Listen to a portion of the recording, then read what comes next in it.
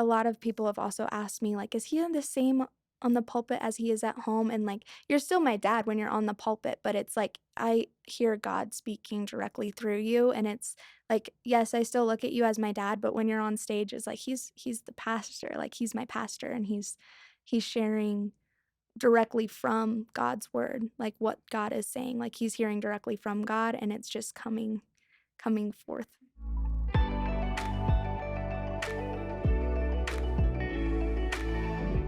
Hey guys, Pastor Jeff here. Welcome to the Brave Way podcast. And today I have a very special guest, one of my favorite people in the whole world. I have my daughter here with me, my oldest, Brooke, who is 18. Welcome to the program. Thank you.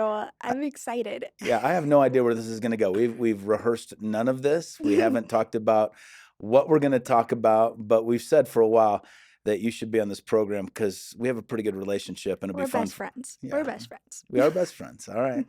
So it'll be fun to talk about. So tell people you're the oldest of how many? I know the answers to these questions. Not everybody does. Yes, so I am the oldest of 2, so there's 3 of us. Well, okay, yeah, I guess I'm the oldest of 3 then. Yeah. Yes. I have a younger brother who is 16 and a little sister who's 12. Yep. So a lot of people ask this question. You got to ask this question a lot as a little kid. Talk about how you answered it. Hey, what's it like to grow up in a pastor's home? That was a Yes. question you used to get a lot of times, like when you were 5 or 6. Talk about how you answered that. I was always a little bit offended by that question because I was like, "What, do you think I, like, live a different life than you?" And so I would answer it kind of a little bit snotty. I'd be like, "So what does your dad do?" And then they'd tell me, and it'd be like, "Oh, my dad's a doctor." And I'd be like, "So what's it like being a son of a doctor or daughter of a doctor?" Because it was like, well, it's, like, the same, but I finally realized, like, recently that what people mean by that is, like, is there grace for mess ups at home? Like, do I feel convicted just by you, like, things that you say? Like, what is it like? Like, do you practice what you say? So Okay, so answer that question. What was it like to grow up in our home, knowing that I am a pastor? Yeah. Did you feel freedom to make mistakes? Did you feel free to grow in grace? Did you feel loved? Did you feel chastened? I mean, what was your experience? I always felt super loved by you and mom, and there was definitely lots of grace for mess ups or, just sin. And you guys always had the best advice. And I felt like I could just come to you with anything. And I was like, my dad has all the answers. My mom has all the answers. They just know everything. So it was very fun growing up in your household, Dad. Well, we loved having you in our household. We That's still good. love having you in our household. I love being in your household. As long as we get you, we love having you. So, Yes. so talk about that as a kid. What are some of your memories that you have growing up in our house? Oh, lots of laughter. I was homeschooled. My mom homeschooled me, and you always would say, like, "I'm the principal of this homeschool." That was really fun because 'cause I'd finish my school, like, early in the morning, and then my younger brother TJ and I would just play the rest of the day, and my siblings are some of my best friends too, and I just had so much fun playing with them. We did so many goofy things. They're great. So, yeah, it was good. So talk about your spiritual journey because I know it super well. Yeah. Okay, so just because you're the daughter of a pastor doesn't mean you're a Christian, and we taught you that from the time that you were young. But talk a little bit about your journey, how you came to Christ, where you are now with the Lord, all that different stuff. Well, obviously, like growing up in a Christian home, I heard about Jesus all the time. And I watched Veggie Tales. That's what we would watch. We were talking about that today, but talks about Jesus all the time. So the things I was watching, the things I was listening to, like it was all about Jesus. And especially being homeschooled, like my curriculum surrounded Jesus. And at some point, I just kind of realized, like, okay, um, where did my parents hear about this? Like, why did they believe this? And I got a little bit confused, and I was like, I don't know that I believe this. Like, is Jesus real? Did he die for me? Like, was he a real man? Did he walk this earth? Because, like, worldly history books don't talk about that. And I was just I was very confused. And so Thankfully, I had come to you. I don't know if you remember this or not, but I was like, I think I want to research like other religions. Like, I want to know like what other people believe because I don't know if I believe this for myself. And so we started going through that. I definitely started going through other religions with mom, and we'd get books on them. We'd go through it, and you both were very like open to be like, yeah, if you don't believe in Jesus, like we still love you, but Jesus is the truth. Like that is that is the truth. That's what we believe. That's what we're going to talk about in our home because this is what's true. And it kind of got to a point where I was like, maybe I don't believe this. And I just started living my life as if maybe I don't believe this. And it, for some reason, well, not for some reason, it was a godless life. So, of course, but I instilled a lot of fear in me. And I was so worried. I was so scared all the time. I was even scared to go to bed at night because Mhm. I was like, what if I die? I'm never gonna see my parents again. Like, in my heart knew it, but my brain didn't know why. I was like, "When I Yeah, die, and there's nowhere to to go." be clear, I wanna make 2 points. Number 1, you were never a rebellious kid. No. That's not your nature. So but you can live an empty, Christless life Yeah. until you know Him, so you're experiencing that. And number 2, what I wanna point out is I think a lot of parents, Christian parents, are so fearful their kids aren't gonna come Mhm. to Christ that they not only believe the gospel, talk about the gospel, but almost like in fear, ram it down their kid's throat like you have Yes. to believe that, and you're saying you never felt that way. No, I never felt that way, and it is interesting because I know a lot of my friends growing up, like, they were struggling with some of the similar, like, thoughts and just, like, like most kids do, and it's good and it's logical, like, if you have a logical brain to, like, wonder, like, "Oh, is this the truth? Mhm. Is this actually what's true?" And but their parents would be like, "No, like, this is what's true. You have to believe this," and, like, kinda shove it down their throat, like, "You are coming to church on Sunday, you are going to youth group," and you guys were always very gracious, like, yeah, I want you to come to church because if you study what is true, it'll be super easy to weed out all the things that aren't true if you know what is true. And so, that's kind of like how it started. It was like, oh, like this is true. And if I study this, it'll be so much easier to see other things and how they're not true.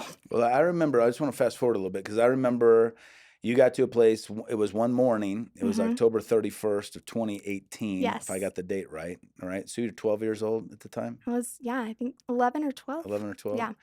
And, you've been 12. So you were like, "Hey, I wanna know what the gospel is." Do you remember that morning? Yes, So that talk about what we did. the night before, Yeah. actually, I was like, "You know what? If I die right now, I am not going to heaven." Like, I knew it, and for some reason, well, not for some reason, because of Jesus, because Jesus totally opened my eyes the night before and was like, "You know what? You're so worried about dying all the time, and you're so worried about leaving your family because you are not going where they're going." So that morning, I came to you and I was like, "Dad, like, I know where I'm going. I'm done with my fear, like, you need to walk me through the gospel." And so do you remember what we did? Yeah, you took me into our schoolroom, and you drew on the whiteboard, and you showed, like, how big this chasm is that we can't ever get It across. talked about Romans 6:23, "For the Yep, wages of sin is death, but the free gift gift of of God God is eternal life. in Christ And Jesus." what is Yep. the other verse? Romans Romans n 10:9 and 9. 10, that if you Yes, confess with your with mouth mouth that Jesus is Lord and you believe in your heart God raised him from the dead, you'll be saved. yes, and I realized for the first time, I understood, like, wow, like, that was so selfish of me to think that I could save myself just by doing good works Mhm. and listening to you and mom the first time you said things, and, um I just realized the weight of my sin in that moment, and I'd never realized that before. I was like, "I am a terrible person."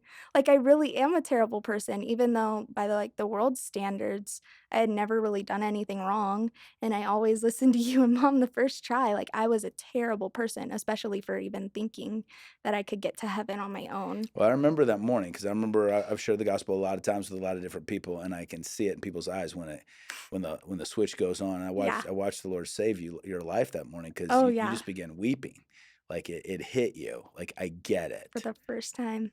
That Yeah, was an awesome day. yeah. So how did you feel then?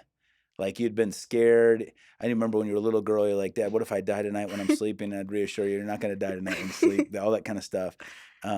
But what changed after that for you?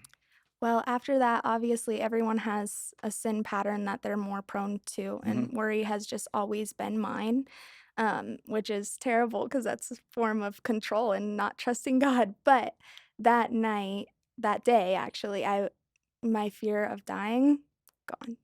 I've never thought about it, never been worried about it because I know where I'm going, and I know Jesus, and we Mhm. have a relationship now, and that first day, like, just as I started walking together and I started talking to him and he's just started telling me who I am, like, nothing better. That was the best day of my life.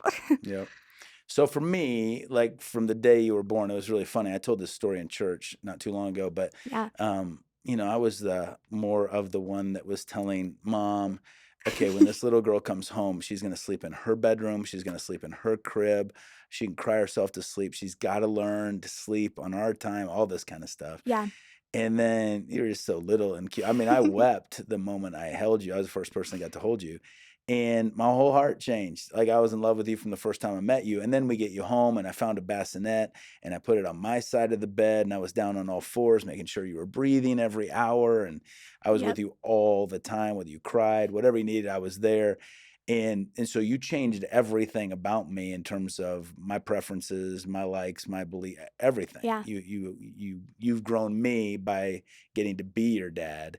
So talk a little bit about, okay, now you've come to Christ. There's a lot of men listening that have daughters. Yeah. You and I have a very close relationship. Very close. I'm I don't want to preempt what you're going to say. So what do you think about our relationship? How comfortable do you feel talking to your dad? How comfortable have you has that changed? Have you always felt comfortable? Do you not feel comfortable? Um, why or why not do you feel the way you feel? Yeah, I think especially, like, from a very young age, you always invested time in me. No matter what you'd done that day, no matter what hard conversations you'd had that day, you always invested time in me and getting to know me, and I think I've watched a lot of dads not take interest in their little daughters, even two-year-olds, like, just not asking them intentional questions like, "Oh, who are your friends?" Like, "What do you like to do?" Like, "What's your favorite color?" And you were always asking me those questions from the time I was little, just really trying to get to know me intentionally, and so, from a young age, I was like, "Oh, dad cares about me, he loves me, and he wants to know what's going on in my Mhm. life," and it just kind of as I got older, it came to this point where I was like, like, dad's gonna be there if I mess up, like, if I go do something that I definitely should not be doing, if I go to a party that's not a good party, like, dad's gonna be there, and dad isn't gonna judge me 'cause you had already built that trust with me and letting me know that you wanted to get to know me and you didn't care what I did and for you in return, you loved me no matter what. Yep. And we used to do, and we still do. Yeah, Tell them about what we do. we do daddy-daughter dates. Yeah. How long have we done those? Since I can remember, Yeah. I can't remember an age where we haven't done it, and I think it's still fun. Yeah. So it used to be when you were a little girl, you'd be like, "Daddy, let's go to Buffalo Wild Wings." That's what you say. Now our dates are a little bit different. Now we've done double dates with your little sister and Yep. stuff. We do still do individual time together. Tell them your favorite daddy daughter date ever. Oh, that's hard. I didn't think it was. Really? It's hard because 'cause they're all good. They're all so good. I think we went to the American Girl doll store. I don't know if you remember this, Okay, but we I remember going to the American Girl doll store. we Yeah, went to the American Girl doll store, and you let me get my doll's hair done, and I was like, "Ah, I wanna do this when I grow up," and so you just started talking to me about, like, what I wanna do when I grow up. I don't know, that night was just really fun. but that's not the one I was thinking of. What was the one you were Within thinking the of? last year, downtown Denver theater. Oh, That's what no, I okay, thought. that one tops it, that Okay. one tops it. We went to Hamilton. That was great. And you have every line of the Yes, I show have the whole play memorized, so I memorized. got to watch you, look at you, and watch you sing We almost were every song. crying. We were both crying. They fabulous voices, fabulous vocals. That's something that we bonded over too, is we both loved Hamilton, Mhm. And so you took me to go see Hamilton. That okay, yes, I thought that that's what you were tops gonna it. say. I don't know why I forgot about that one. Well, That one if you tops wanna it. do a daddy-daughter date to the American Girl doll store again, we can do that, but I thought maybe Hamilton was Let's go to Hamilton again. yeah. That was fabulous. Okay, so let's talk about this, 'cause if dads build trust with their girls, Yeah. there's a lot of dads, I was one of them, that when their daughter grows up, how do you keep your daughter from being promiscuous? How do you keep your daughter from making Mm, bad choices with guys? How do you do that? And you have a lot of girlfriends. You've seen a lot of girls' dads, a lot of girls that don't have dads. You've yeah. seen different things. Have you felt free to be you? Why is it that you've remained moral? Why is it you and I can talk about all those things? What's been helpful for me as a dad to you in your dating life? When I was 13, I know the exact moment, Dad. When I was 13, you bought me a promise ring, Hmm. and most people, when they give their daughter a promise ring, they're like, "This is your promise to, stay pure, and you're promising me," and you gave it to me, and that's what the speech I was expecting, but I was so excited because I was like, "Oh, I get a promise ring from my dad, I get to wear it." Um, I lost it, It's in your unfortunately. car It's in my buried. car I buried know. some I was so We sad, can replace it. but yeah, still fits though, still fits. Um, so anyway, you had told me, you were like, "Brooke, this is my promise to love you no matter what you do. And your promise to stay pure is between you and the Lord. But whatever you do, this is my promise to you that I'm going to love you no matter what." Mhm, And from that moment, I knew no matter what I did, no matter what happened, like that wise, like you were always going to love me and you were always there for me. But also because you invested so much time in me and because you love me so much, like, I don't need love from other places other than from Jesus, mhm, obviously, and from you and mom. So that's just not something I've ever gone looking for, and I think that's important to, like, let your daughters know, like, you love them no matter what they do. Because a mhm, lot of dads, like, when they find those things out about their daughters, they get super mad or they get angry, and, I mean, you've never been angry with me. You've mm-mm. always been extremely patient and willing to hear my heart on things, and I've always felt extremely loved by you. Good. Well, I do love you. I do. I'm so I proud of love you. you too. I know you do. I know you do. So what advice would, because people ask me all the time Yeah. that when people know you and they see you and they have 10-year-old daughters, they're like, "What did you do uh, to get Brooke to turn out like this?" And my first answer is nothing. Um, I think if you were like the only child we have, we write parenting books and all this kind of stuff. For all my children, including you, we pray for you all the time. Always Yeah. have. I prayed for you when you were inside mom. Would put my hand on her belly and pray over you, and I've prayed for you almost every day. I think almost every day, maybe every Yeah. day since before you were even born, that you would belong to the Lord and that you would follow Him all the days of your Mhm. life. And now I'm watching you get to do that, and it's pretty exciting. You mentioned earlier that you felt like I was trying to get to know you Yeah. and listened to you and cared about where you were at, what you were doing. And every stage it was different. But talk about this. Did you ever feel like, as a dad, that you didn't get physical affection from me? No. Well, neither one of us are physical touch people, that's just not our love language, but, I mean, I do like it, like when you hug me or, like is that what you're talking about? Yeah, like Yeah. when you're a little girl, I held your hand or hugged Yeah. you and held Yes. you. No, I still, like, when we go on daddy-daughter dates, I'll hold your hand, Who opens the like, door for you in the car? you do. Who's always opened the door for you in the car? You Do you do. know why? Because I wanted to make sure that when you dated, that you were expecting that from that guy because you were Yes. worthy of that. Yes. And yeah, I appreciate that. But the one thing I think, like, you were intentional in getting to know me, so Hmm. you knew my love languages too. Hmm. And I think that's important to know each of your kids' love languages so that you can give them what they need because Hmm. every kid's different. And I mean, TJ and Elle like have different love languages than I do.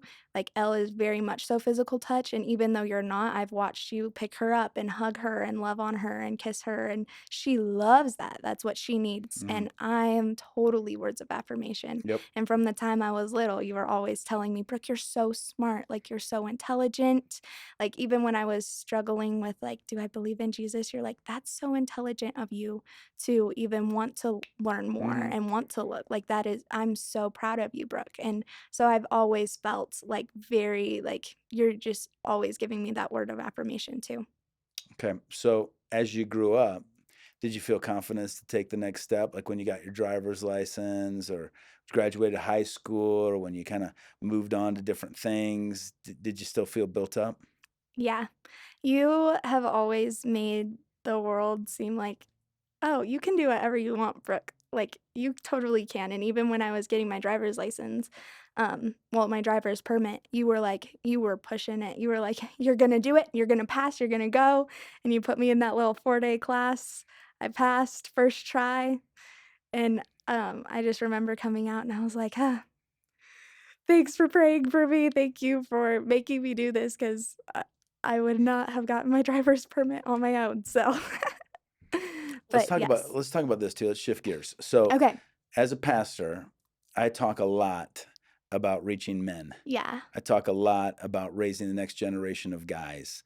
I Yes. target men because I know statistically, if a child comes to know Christ, about a 3.5% chance of the rest of the family coming to know Christ. Yeah. Mom comes to know Christ, there's about a 17% chance of the family coming to know Christ. Dad comes to know Christ, about a 93% chance of the whole family coming to know Yeah. Christ. So I go after the men. Now, some people might ask, well, your dad believes that only men can be elders and preachers because that's what I say that the Bible teaches.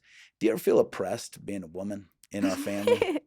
No, not at all. In fact, you were the one who encouraged me to go, chase my dreams and go to cosmetology school and become a hairdresser and makeup artist and all of that, and you were the one who was like, "You can do whatever you wanna do," and you've always made me feel super built up, and I think, like, I've watched, like, the culture, like, everyone follows what men do because God designed it to be the man is the head of the household, so whatever your dad's doing, you're probably gonna follow in his footsteps.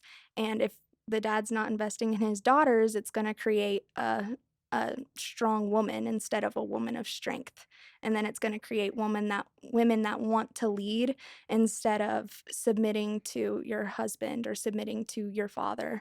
If your dad's not a great father and your dad's not investing time in you and your dad's not showing you that he loves you, you're gonna look for that love in other places and you're gonna wanna boss other men around, and it causes a generations of weaker men, and so that was always, like, what I had watched. Like, I just you didn't even have to say anything, I just watched it based off of what you said. It's kinda like what I said earlier, like, once you know the truth, it's so easy to go and look at the rest of the world and be like, "Oh, this is So wrong, this is wrong." I never heard you say it like this before. What's the difference between a woman of strength and a strong woman? What do you mean? So, obviously, I don't think women should be, like, just pets that you know, just do all the housework and, raise their children. Even though those are great things, I think women should be at home raising their children, but it's not, it is in a strength way. Like, I can teach, I can be a teacher, I can teach my kids how to clean. Like, You it could is teach a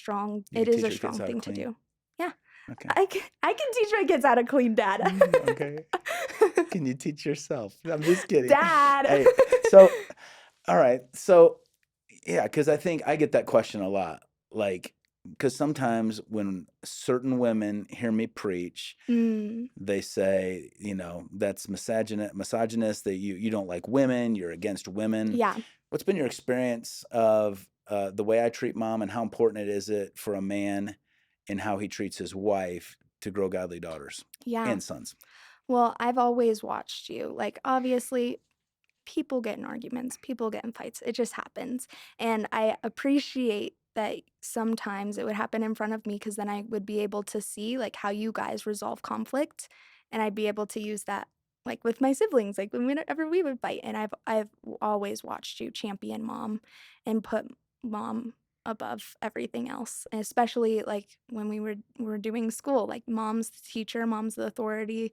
We weren't very happy with what we were learning that day, you'd always come home and you'd be like, "Hey, like, you listen to my wife." And I think one of the biggest things that you would always say is, like, "Don't talk to my wife that way." Like, it's not just, "She's my mom." She's your wife, and you love her, and I've always watched you love her and serve her well, and that's something that I look for now in a future husband, because 'cause you've always served. Somebody that'll honor you, Yeah, bless you, encourage you, lift you up. he has a lot to live up to. Yeah, that's good. That's what we wanted, right? Yes. So we wanted. So talk a little bit about, what you're doing now. You graduated high school a couple years Mhm. early. You told me at the time, you're like, Dad, if you send me to a 4-year school, the first thing I'm going to do when I graduate is I'm going to go to cosmetology school. It's what I've always wanted Yes. to do.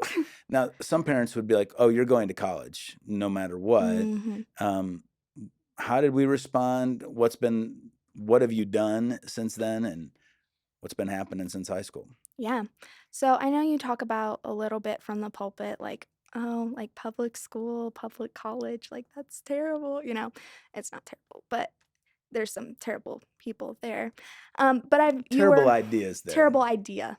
Yes, that's a better way to put it. Hmm. Um, and you've never, like, it was never, you can't go to college. It was more of just like, you should do whatever the Lord's calling you to do, and whatever Mm. he's placed on your heart, and put what desires he's put on your heart. Like, I want you to do that. And you would always tell me, like, college doesn't equal money. Like, it doesn't equal money. It doesn't make you a better person if you go to college, which I felt very, like, loved when you told me that, because it just took the pressure off of everything. And And if I you was want to go to college someday, you can. yeah, I'm yeah, with you. I'll support you. yeah.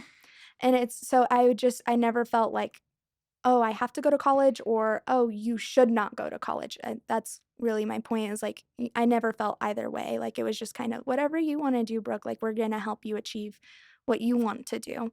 And I really wanted to go to cosmetology school. I have since I was little. I know I mentioned earlier, like, going to the American Girl doll store and getting my doll's hair done, and me Hmm. being like, "I wanna do that when I grow up." Like, I've always loved hair, and I've always loved, makeup, and just, helping people feel beautiful without being like, without trying to cover up what they're insecure about, and Right. And you just love talking to people. And so I've seen you when you've had people over to the house and you've done girls' hair and all this stuff. yeah, It's a ministry for you. it is a ministry for Talking to them sure. about who they are and their heart and what they need to think about and how Mhm. Jesus needs to be first and all that stuff, right? Yeah, I And love doing that. you're an entrepreneur at heart. I mean, Mhm. you're like your dad in a lot of ways. We always joke that you're me in a female body, and Definitely.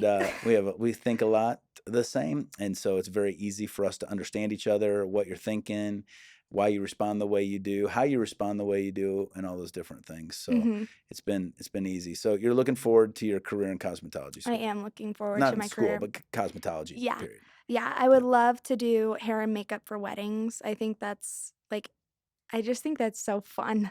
Like, I love weddings, I love marriage, like, I just think weddings would be so fun, and I always see, like, brides be super stressed on that day, and I wanna be the person that can be like, "Oh, well, I'll take this off your plate, I'll do this, and I'll do this," and just make it easier on Hmm. them so that they can enjoy their day. Yeah, I was just at a wedding this last weekend. I was up in Yeah. Montana, and it was interesting. My really good friend gave his oldest away, and it's really difficult for me when I watch now because you're getting so close to the age where you're thinking about marriage, wanting to get married, wanting to have a family, and I'm watching him give a speech. I'm watching her sisters give a speech. I'm watching all the stuff, and mom and I are sitting there tearing up, but it's not because of what they're saying. It's because we're thinking about you and our own children, and just Yeah. everybody's getting older now and stuff like that. So talk about this, because talk about what you used to say. Maybe you still say the same thing. When I would say, hey, someday when you get married, I'll officiate your wedding. You would say what? Oh, I don't remember what I would say. What would I say?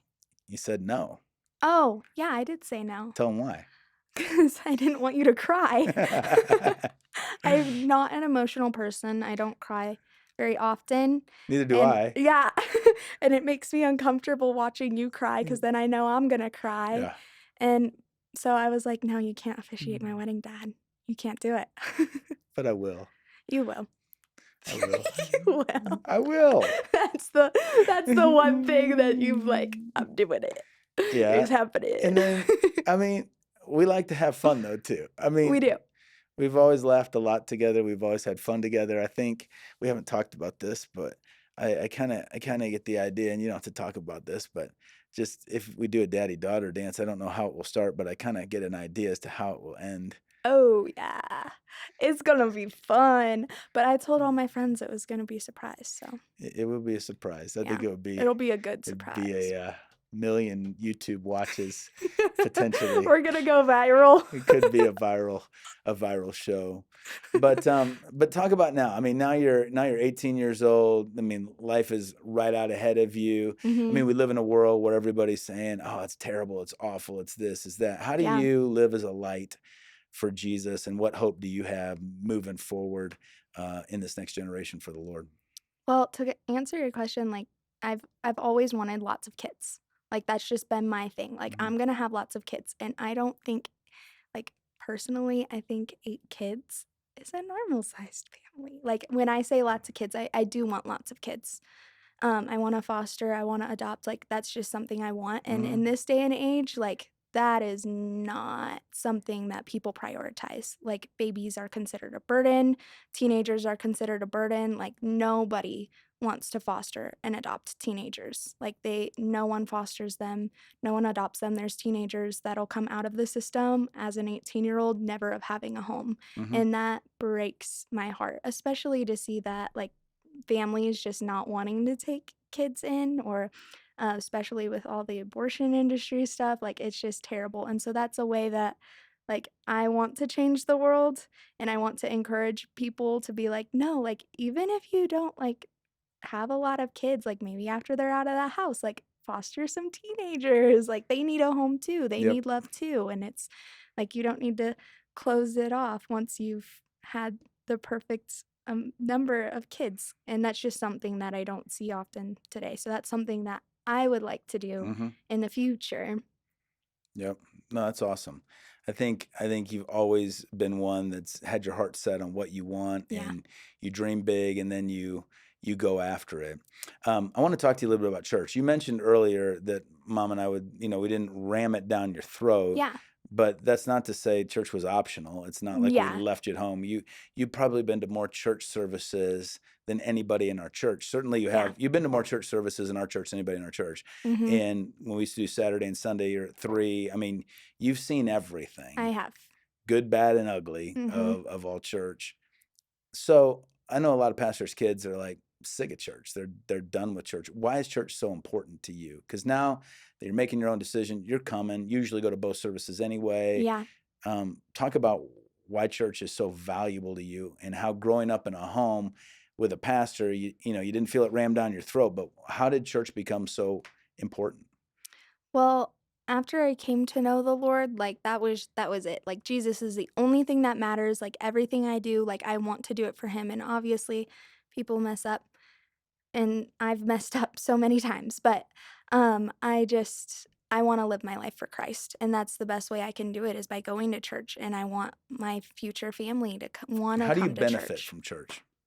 Well, I learn something new every Sunday about God's character, who He is, what He asks of us, and His grace for us. And I just, it helps grow my relationship closer with Him the more I get to know who He is.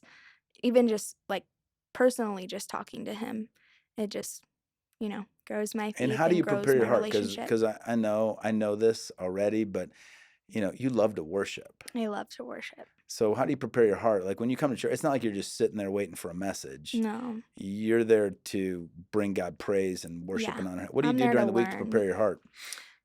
During the week recently, I've been going through Psalms, but I'll read the Bible. I'll read the Bible and I'll just ask God, like, God, what are you wanting to show me this week? What can I do this week to better glorify you, like Mhm. in this situation and in this situation? And when I meet these people, like, how can I do better? And so that's a way that I prepare for Sundays. And I think, like, in the past, like, I really liked horror movies for some reason, and so I'd watch, like, a horror movie on Saturday night when I didn't have school, and then the next day I was like, "Oh, this is not preparing my heart." So now on Saturday nights, I typically spend time in the Word and spend time praying and just worshiping, like, just putting on worship music and You're just getting your heart worshiping. ready. Yeah. So there's an anticipation for you on Sunday mornings. It's not like, oh, today's Sunday. I got to get up. I get I so need to go. excited. Yeah. Yeah, just to hear from him and just to learn new perspective on things. Cause Hmm. I mean, like, a lot of people have also asked me, like, "Is he the same on the pulpit as he is at home?" And, like, you're still my dad when you're on the pulpit, but it's like, I hear God speaking directly through you, and it's like, yes, I still look at you as my dad, but when you're on stage, it's like he's the pastor, like, he's my pastor, and he's sharing directly from God's word, like, what God is saying, like, he's hearing directly from God, and it's just coming forth, because Yeah. it's not like you wrote So can this we big, long paper. exactly, because I don't write them out. Yeah. So here's a question, Yeah. because you just mentioned, there is an act in preaching where I'm Mhm. preaching. So I Yeah. don't preach when I'm at home to Yeah. you. Yeah. But answer this question. If you had to answer, because we haven't prepared any of this stuff, Yeah. is your dad the same at home as he is in the pulpit? Or is he a totally different person? What you say aligns exactly with who you are at home. But like you said, it's like you're not, like, preaching at me all the time. We have, like, a relationship, and you're I actually don't have a super pulpit in our you living room. know, Yeah. and you're super funny, and I think people don't realize how funny you are, 'cause I mean, people all the time would be like, "Your dad's so intimidating," and I'm like, "No, he's not. You're the most funniest, like, just best listener I know, other than mom, who's an amazing She's the listener. best listener of She's the anybody best you know. listener, Yeah. but what you say completely aligns with who you are at home, and I've watched you practice that over and over and over and over again. Yeah, I think in our house there's a freedom to be vulnerable, Yeah. and there's a lot of laughter, and there's a lot Yes. of joy, and there's a lot of fun, and it's been a blessing. It has been a blessing. Yeah. Yeah. Yeah. What else? What else should we talk about? Anything come to your mind? Oh, I don't know. There was something that came to my mind earlier, Okay. but it kinda flew out now, All right. but that's okay. How about I ask you a question? Okay. What has it been like for you, like, being the senior pastor of a church and just, like, from your perspective, like, what has it been like being the pastor? Yeah. Well, since we planted this church Since we 15 years ago? planted the church, because obviously it's changed quite a bit, but, like, what's it been like, raising your family, like, as the pastor, and, like, have you ever felt any of the pressure of, Mhm. like, "Oh, maybe I'm not doing what I say from stage, like, I hope my kids can see that I'm trying my best to do," like, what has that been Well, like prior for to coming you? here, and you know this, but prior to coming here, I did itinerant ministry. So I Yeah. traveled and preached all the time. Then you were born, and then you started to come with us. Well, when Mhm. you started coming with us, everything started changing because now all of a sudden we had to take longer to pack. We had to pack our little girl. We had to Yes. get car seats. We had to make sure we had cribs that were coming, all these different things. So what used to be just easy to kind of plop in a car and go now took a lot more forethought. And when we got there, you needed a ton of attention. So it wasn't like we could just drop you off, give you to somebody. And so as we were doing that, I mean, the Lord kept impressing on my heart because I'm like, I can't keep doing this. And then when TJ was born a couple years later, I was like, there's no way. I mean, this is going to be prohibitive because I was telling mom, I'm going to have to travel 200 to 250 days a year and I'm not going to be with my family. And I'm like, this isn't working out. And so as the Lord was working all that out in me and called me to pastor again, I've been a youth pastor in a couple different churches, kind of vowed to your mom. And then I got called to plant a church Yes. and I was like, and that didn't work out because I went through a broken engagement and all that kind of stuff. Mhm. And then um, when it came out, before I came out here, God just started working on my heart. And I'm like, I know I'm not going to be a pastor. I promised your mom when I married her, I'd never be a pastor again. I'd just do ministry, I'd preach, we'd travel. Mhm. And here I am telling your mom, man, we're going to plant this church. And the biggest fear was a lot of pastors, the fruit of it was we would meet pastors and their kids and their family were just weird sometimes. Yeah. But that was the fruit of it. Yeah. The reason for it is that many pastors put their job first. They looked at the church as kind of the most important thing, and then family was secondary, and the kids felt it, Yeah. and the wife felt it, and all that. So when we came out here, I remember I promised your mom, nothing's going to change. You're still number one, and my kids will be number two, and family will be more important than the church. I'll prove it to you. Yeah. And I have. So Yes. being the pastor has never been more important than my family. It still Mhm. isn't. Y'all know that. Y'all believe that. Yes. But yeah, I think pastoring, I mean, our church has gone from 12 people to 7,000 or 8,000, including online. Different seasons. I've enjoyed every season, different things about it. And there's been different things in each season that have been difficult. I think, Yeah. you know, after 2020, there was more of an alignment of this is who we are, this is where we're going. I think there are people that left that weren't really aligned. I think there were more people that came in that were. Yeah. So since 2020, I would say it's been a greater joy Yeah. to pastor because for the first, when you plant a church, it feels like you're trying to ski uphill in knee deep mud Yeah. is kind of how it feels, and you're trying to Yep. pull everybody with you. I would say now I'm in a place where, you asked me if I feel like I'm worthy, or I don't remember exactly how you worded the question, but there was a season where I would compare myself to other people my age Mm. or compare myself to how other pastors preached. Yeah. And that was an exercise in futility because, anytime you do that, you're always going to come up on the short end of the stick. Somebody does something better than you. Somebody's doing more than you. Somebody's church is bigger than you. Somebody has more followers than you, whatever. And, a number of years ago, I just stopped doing that. I'm like, Yeah. all I can be is me. I'm going to be the best me I can be. And someday I'm leaving the earth and I got to give an account to God for being that. Yeah. And so from that point on, I think for me, it's been really peaceful because I don't have expectations of what I think people need to think about me. I have expectations of what God expects of me, and I Yeah. want to do that. And I know God expects me to serve faithfully, do all that stuff, but I think He also, first and foremost, wants me to honor mom and love y'all. And because I think that's one of the first ways He's going to ask, when I get to heaven, hey, you made a covenant with Kim. How did you treat her? Is she more godly now than when you met her?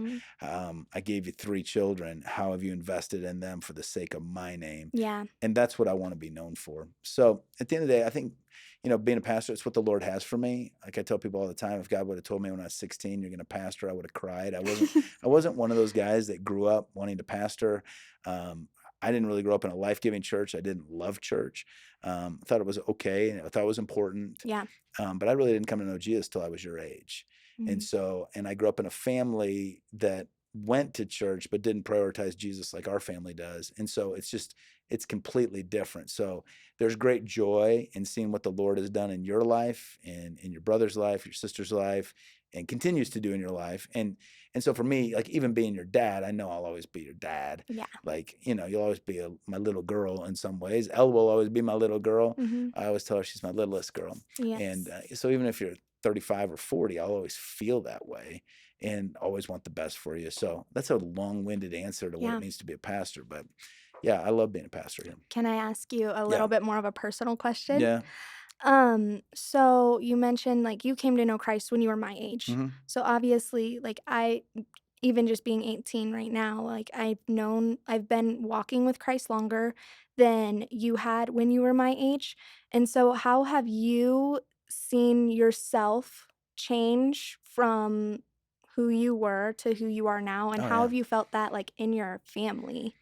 Like just your family, your previous family, and just in our family now. Like how has that been for you? Yeah, so for me, I didn't know Christ till I was your age. I mean, I, Yeah. I was going off to college. I just met the Lord, and I didn't know how to get rooted. I didn't know the importance of church.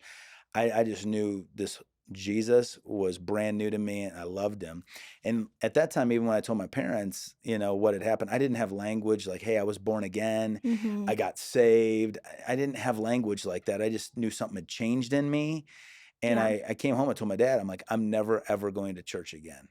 because they've been lying to me. That's what I said. Mm. Because I don't know that they had. I just never heard the gospel. I didn't hear it. And I'd never been challenged to respond. And so I was very angry at that. And so for me, it's been a journey. Yeah. I mean, it took me a long time to get to a place where guys were discipling me, where I was humble enough to receive. And about 3 or 4 years into my journey, that's when that started to happen. Yeah. And then it's been progressive. So now I look back and I say, man, I wish that I knew Jesus like you do at your age. Mhm. You know what I'm saying? Because I would go back and would do a lot of things differently. Yeah. But because I did some of those things differently than how you've done the things that you've done, God's used that in my life and given me a measure of grace to help grow me and understand who I am. So I don't have any regrets. I Yeah. shoulda, woulda, coulda. But at the end of the day, that's it. And then for my family, I think, for me, after I got saved, I sat down with my dad. I've sat down with my mom. I've sat down with my siblings. My brother, obviously, I watched him come to the Lord. He was part of our staff for 13 years. Is now pastoring at church as a Yeah. senior pastor. So it's been neat to watch the fruit of that. And for me, the fruit is investing in you guys, because the Lord has shown me time and time and time again that my children are going to have a greater impact, a multiple impact than what I've even had. Mm. And so that's what fires me up about the Lord. Yeah. You mentioned, like, your brother has gone and he's now pastoring a church as a senior pastor, which Mhm. is so exciting. But I just have a question for you about that. Like, obviously, you've been a pastor for, like, here at Brave for 15 Mhm. years, and people leave what sometimes for really great reasons, Yep. like your brother going and being a pastor, Right. sometimes not very well. And I know for me, like, growing up, I was like, "Oh, my best friend just left and won't talk to me anymore." Like, now I That's realize, like, happened to there's other you thing multiple times. multiple times, Yeah. and it hurts because it's like, we can still be friends even if you don't go to the same church, but Correct. what does that look like on your end of things? Yeah, it's been the hardest part about being a pastor, because Yeah. when people do leave, they don't tell you goodbye. These are people, you know this. I mean, people we've vacationed with, people we've gotten to know well, people we've Yeah. had dinner with, people that have been in our house, and they get upset about something, sometimes rightfully so, Yeah. sometimes not, but then they're just gone Mhm. and they don't even talk to you, or you see them in a store and they go the other way. And I'm like, I never have gotten that. I don't understand that. It's grown my, uh, desire to forgive, my ability to forgive, my ability to love. I don't Yes. expect anything of you. It's changed the way I pastor now, Mhm. because I can genuinely love all the people that come here, but I don't have any expectations of anybody that's here to be my best friend or to support me or do Yeah. that. I'm not tied into that. And I think in some ways I was. And I think for you Mhm. growing up as a pastor's kid, that's something we didn't talk about is Yeah.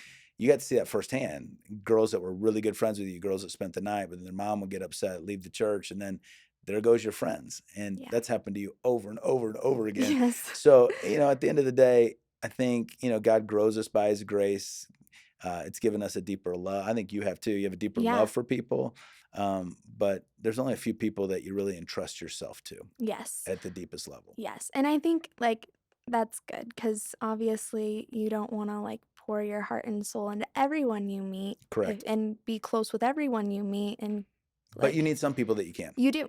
Yeah, everyone does, and so I think I'm finally at a place now where the Lord has gifted me with that and gifted me with the people in my life who I can trust and I know aren't gonna leave just because you said "holy cow" on stage, so Yeah, I think I did that once. yeah. So, I think there's things like that, but overall, it's been fun. It's It's been been fun. really good. I think the last 15 years have been a blast. So fun. I've loved being a pastor here. I've Yeah, loved this church. I love all the ups and downs, highs and lows. I'm the most excited I've ever been in this season me too. about being a pastor here, because I feel like the Lord has really aligned our team. I feel Yes. like he's aligned our vision.